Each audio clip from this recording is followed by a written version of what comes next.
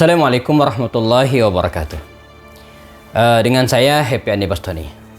Ada peristiwa menarik yang terjadi 1 atau 2 hari ini secara dunia internasional, yaitu kemenangan Presiden Erdogan di Turki pada Pilpres putaran yang kedua yang dilaksanakan kemarin tanggal 28 Mei. Nah, bagi kita Indonesia yang mungkin dalam 1 tahun kurang ke depan, 2024 juga akan melaksanakan hajat yang sama. Barangkali kemenangan Erdogan ini bisa menjadi salah satu inspirasi bagi kita, khususnya umat Islam dan tokoh-tokoh Muslim Indonesia. Benar bahwa kemenangan Erdogan ini relatif sangat-sangat tipis. Bahkan sebelum pemilu banyak yang memprediksi bahwa Erdogan ini akan kalah. Akan dikalahkan oleh lawan politik kerasnya, Kemal Kılıçdaroğlu, begitu kira-kira namanya, yang didukung oleh oposisi.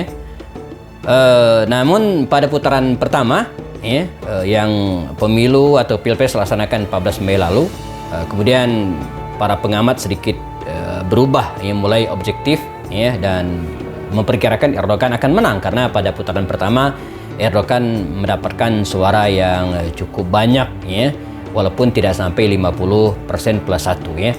Dan sebagaimana perkiraan banyak orang, setelah pilpres putaran pertama dilaksanakan, Erdogan menang telak. Sampai hari ini diinformasikan suara yang masuk sudah hampir 100% dan Erdogan mendapatkan suara 52% lebih. Sementara Kemal Kılıçdaroğlu itu cuma mendapatkan 47% sekian suara. Jadi bisa dipastikan Erdogan akan kembali memimpin Turki untuk 5 tahun ke depan, dan ini adalah kali yang ketiga.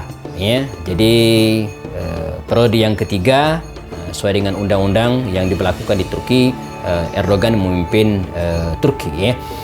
Nah, bagaimana dengan Indonesia?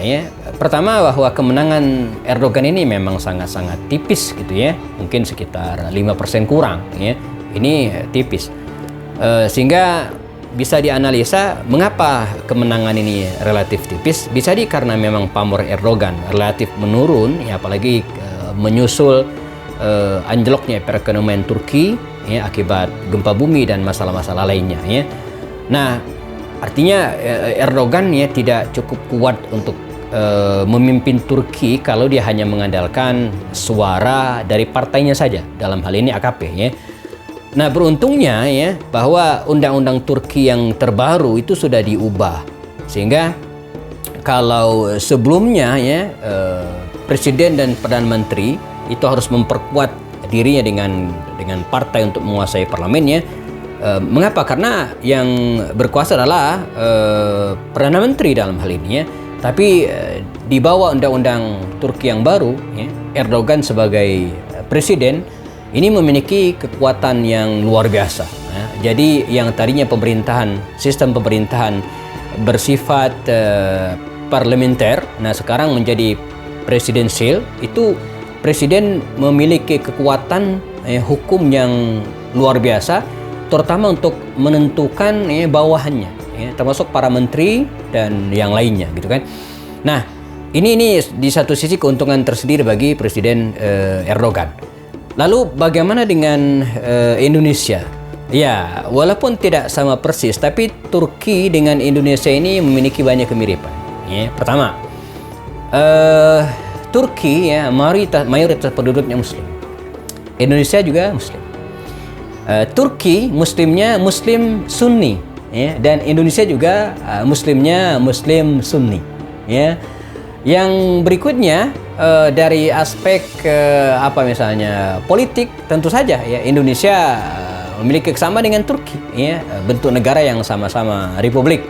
Kalau kita berkiblat ke Arab Saudi ya salah, karena di sana sistemnya sistem kerajaan, gitu. Dengan Malaysia juga berbeda.